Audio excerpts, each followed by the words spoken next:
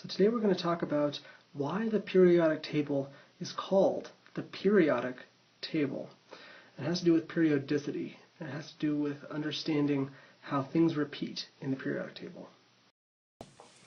Okay, so if we remember from last time that the periodic table should be read like a book from left to right, and that things that are adjacent to one another in a row, we call those periods. And so if we look at period 2 elements, we can look at things like boron, carbon, and nitrogen. These three elements, they are sitting right next to each other across a period, and they differ by 1 proton each. And you might be asked, what do these elements have to do with each other? And you have boron, which is this kind of shiny rock-like stuff, and carbon, which of course looks like coal, and then you have nitrogen, which is a gas, and the answer is nothing. They have really very little. I guess boron and carbon are both solids. That kind of blackish material. The boron is kind of lustrous, but there's not a lot to do with each other. So elements, as read from left to right across a period, don't seem to look a lot like each other. And so over 100 years ago, along came a very clever man named Dmitri Mendeleev. He was a Russian chemist, and he, along with many of his peers, were trying to make sense of the elements. They had discovered a large number of elements, but they didn't know if there was any rhyme or reason to their organization. And so Mendeleev thought that if you arrange them by order of their atomic weights, so as they get heavier, from light to heavy, then you get this interesting thing. You get a repetition where the properties repeat over and over and over again. And this is a periodic repetition. So this happens over and over and over again periodically. To give you an example of this, you get to lithium, and lithium metal is this kind of soft, malleable, buttery-like metal, and if you drop it in water, it fizzes and it reacts pretty violently.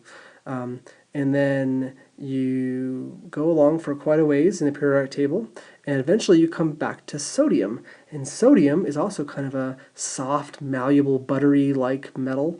You can cut it with a knife, like a butter knife, and when you drop it in water, it fizzes and lights on fire, and it's very violent, reactive.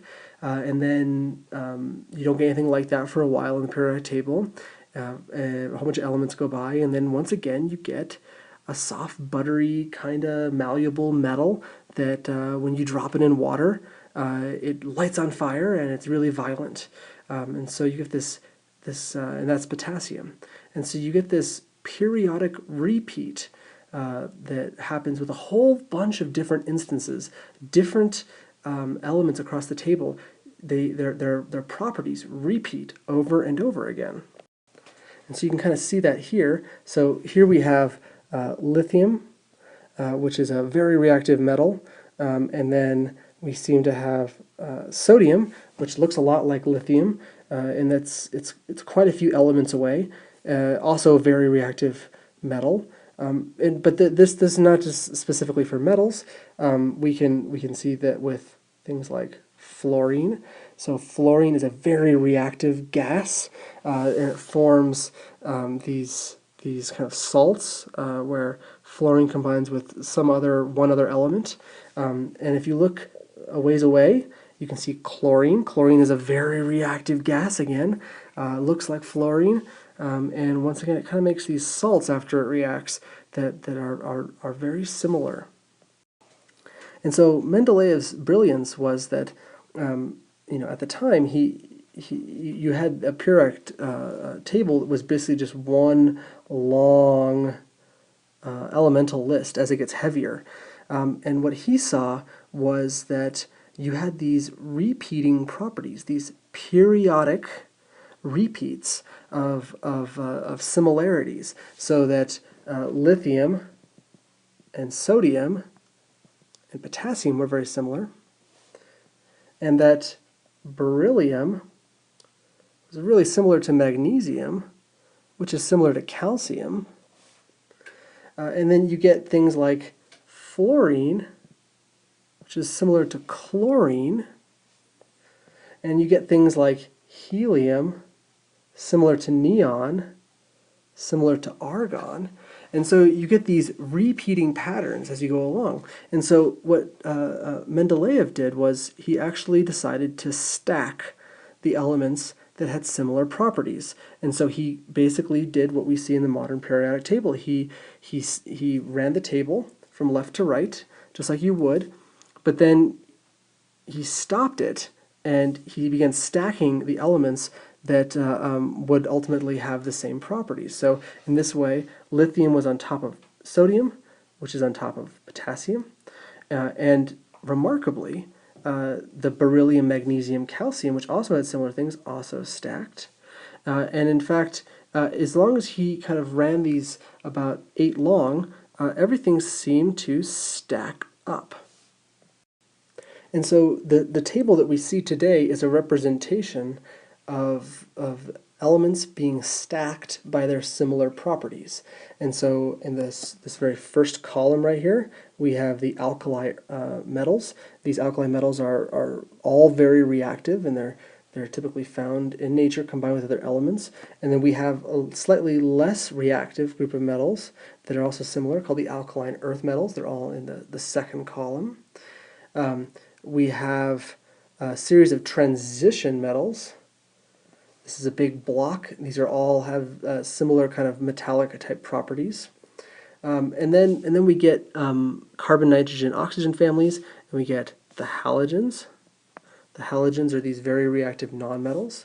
And then we finish off the table with the noble gases, and these are extremely unreactive elements. So helium, neon, argon, krypton, xenon, radon. These are all elements that do not form bonds or undergo chemical reactions with other elements. So let's take a quick tour across the table. As mentioned, the alkali metals are in the first column, first group.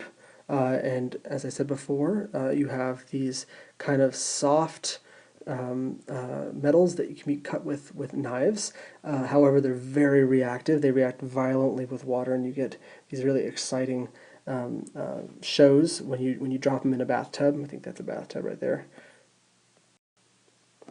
The alkali earth metals are also reactive metals, and they're relatively soft metals, but they're not quite as reactive. So you can have things like a magnesium starter or sparker. So this is, you can drag this across surfaces or flint, and you can generate sparks to start fires with. The transition metals, that large block in the middle, is composed primarily of what I think most people consider to be quote-unquote metals. So we're talking about our gold, our silver, our copper, as you can see here, chromium, all of these really common metals that we associate with our building materials, iron, and whatnot. So we had the very reactive metals on the far left side of the table. We had the alkali metals and the alkali earth metals. And now if we jump to the other side of the table, we have, once again, a higher level of reactivity. Again, these are our halogens. These are our hyperreactive nonmetals. So this is fluorine, chlorine, bromine, iodine. And bromine, you can see here, this is one of only 2 elements that's actually a liquid at room temperature.